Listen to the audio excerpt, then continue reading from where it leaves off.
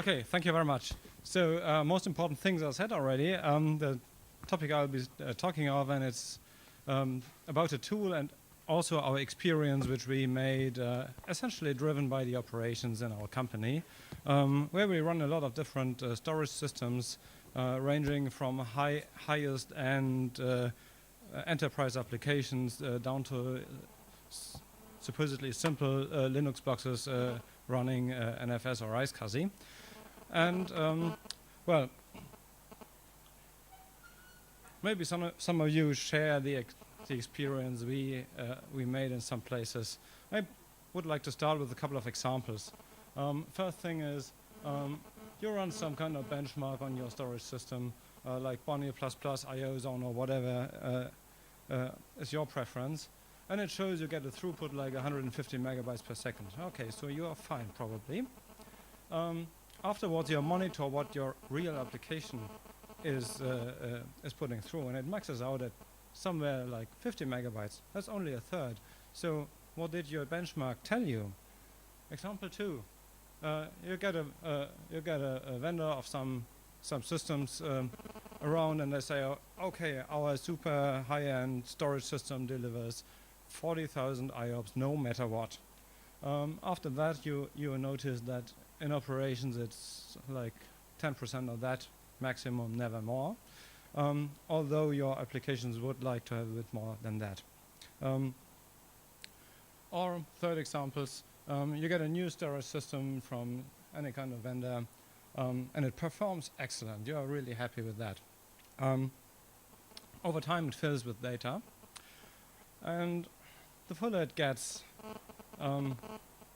the more your performance drops, sometimes dramatically. And you start to think, what should I do in terms of benchmarking beforehand, so I can you can be sure that I get a system that's please become louder toward the micro, please. Closer? Better? Okay. So you ask, how can your storage system be benchmarked before you run into problems while running operations? We developed a solution in 1&1 where we tried to put a real application type of load onto the storage system. There's a lot of applications which offer application benchmarks, but that's what we developed is a bit more generic. So take a Linux system, for example, and the idea is to capture just the I/O on the block layer of the Linux kernel. Fortunately, in the Linux kernel, there is an interface for that, which is called blkreplay, block trace, and a tool set for recording data that goes over the block layer interface. So that tool records all the requests with a request timing, precise kernel timing, the length of the request, the type of the request, if it's read or write. It records the exact sector number it starts. So you've got everything in place to recreate that particular load up, that particular sequence of requests. And that's what my colleague, Dr. Thomas Schäuble-Theuer, our kernel developer, just did. He developed that tool, blkreplay, block replay, which does this kind of replaying loads. One short note, the block trace interface is specific for Linux, but there's similar and compatible, sort of compatible interfaces also available for Windows or Solaris. So pick your favorite operating system and see where you can get the requests. Simple shell script should transcode that format to whatever block replay can read. Of course, there's a web page for lots of more information, the source code, full documentation, and even a lot of data sets we recorded at 1&1 in our data center. And best of all is everything, including the data sets, has been published using GPL or free documentation license. So you are really free to use that stuff and contribute if you like, or ask questions to us. And I think as a company that's using lots of Linux, that's the least we can get back to the community. So how does block replay actually work? Essentially, that picture is sort of as simple as it is in practice. You put whatever block trace got you into the standard input of the main process. There's up to 1,000 worker nodes which keep queues of the requests so that they can make sure that all the requests are fired at the precise exact timing as you like that. There's a bit of housekeeping here, and the results are being written out in standard out. So you can pipe data through that or use files for that, whatever you like. The result files are then processed by any tool you like. We deliver a set of scripts that are using GNU-plot, and you get a bunch of nice graphs out of that. So let me show you an example. This is a storage appliance which we had in our test lab. And first I explain you how to read that kind of graph. This is just a duration of our test sequence. On the y-axis you see the throughput in I/O operations per second. The green line, or green pattern, is what we originally recorded. The yellow is what the tested storage system made out of that. We intentionally put a huge peak at the beginning of that test so we can see how the system would behave in overload situations and how it would recover. And what you see is that we get out something like 10,000 IOPS, which is, well, acceptable for the particular kind of storage system. Let's compare that to a Linux box with a couple of disks, which is about less than half the price of the commercial storage solution. This is has been a Linux box, essentially plain Debian Linux and an iSCSI target on top of that. So what do we get out? It's the same pattern, only the timing is a little bit different here, or the time scale is different. And you'll see the Linux box also delivers about 1,000 IOPS. So this is good news for open source and commodity hardware. But now something interesting on the next slide. Back to our storage appliance, which I showed you. This is just a second run with this, actually the exact same storage appliance which I showed you 2 slides before. But this time we filled it up with data. Remember, it's block layer, so no metadata stuff, no file system, nothing, as just a block layer. And I can assure you that the Linux system doesn't care if the disks have been written full or not. But evidently, this appliance does. What we get out is less than 5,000 IOPS. That's less than half than we get out of the empty system. And this is an effect we observe on many storage systems which are commercially available. And I show you why we think that might happen. So for us, it's the most likely explanation. So these commercial things are essentially black boxes. There's most of the time, and actually it's the SSD inside, and they implement some kind of storage virtualization. What does that actually mean in terms of physical effects?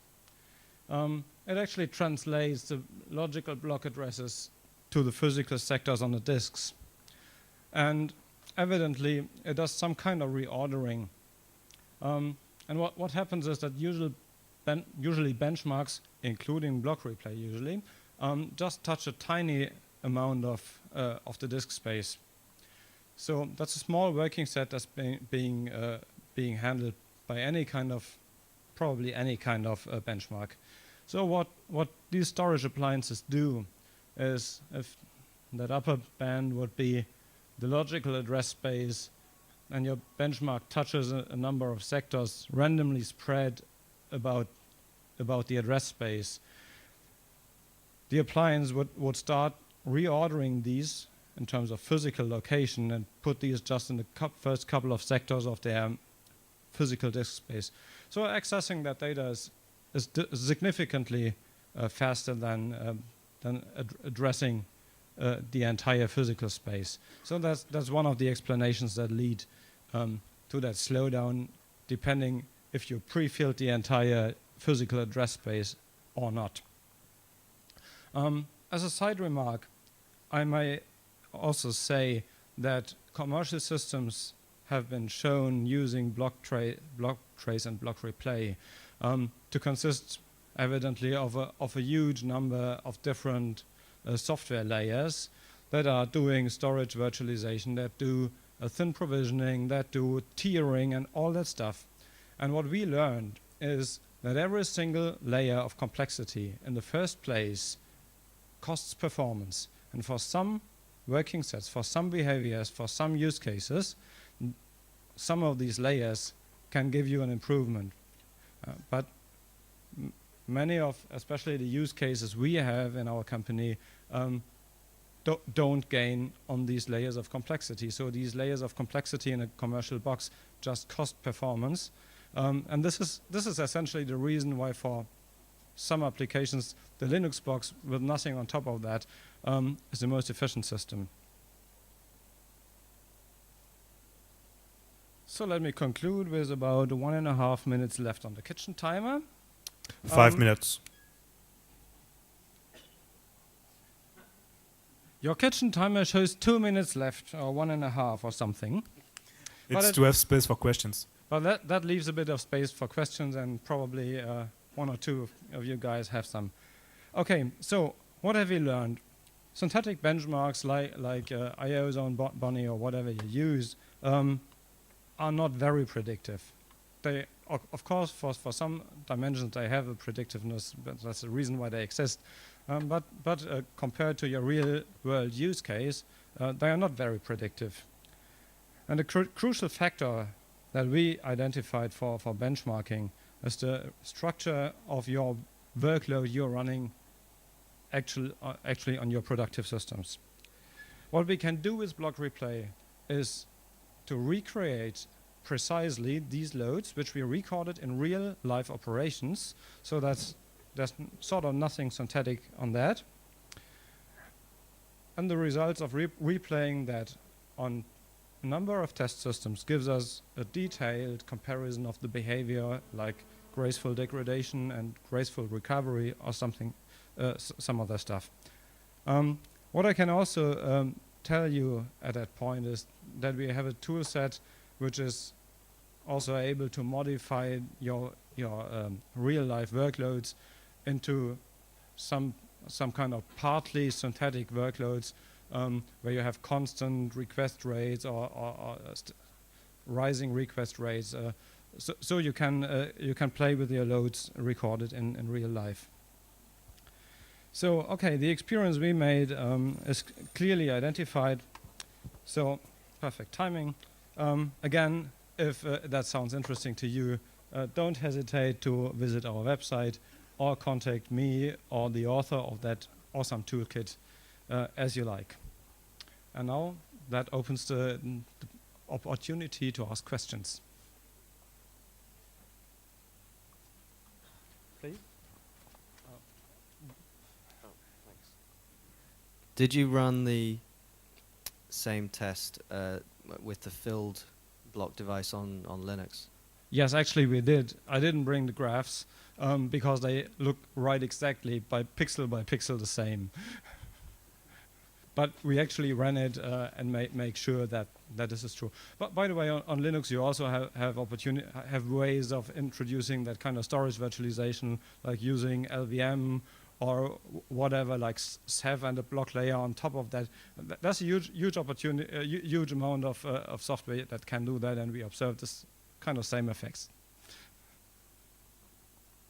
So am I right in assuming that the behavior that you can show here don't really depend on the actual data that you read on the disk or write on the disk?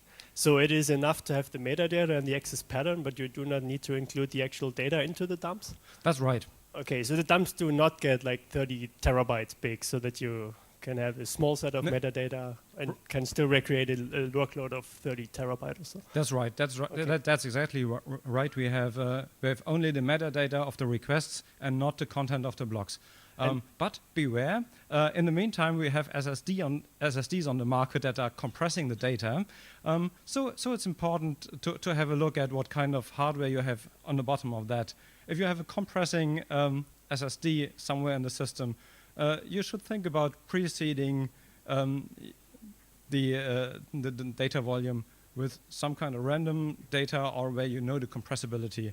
Zero blocks are very well compressible, and compressing SSDs handle that very well. We've measured that. Yeah, that was my follow-up question. Whether, like in blkreplay, you just pretend you read some random data instead of just all zero blocks. Yes. So Okay, nothing prevents you of filling also real data on the disk beforehand, or do whatever you feel fit for your type of analysis. But on dumb disks, just reading zero blocks and writing zero blocks is okay. By the way, in terms of writing, we when we have a writing access to the blocks, we actually put a sequence number in there, so we can do verifications for afterwards to see if the sequence has been correctly replayed. There's test tools for that too.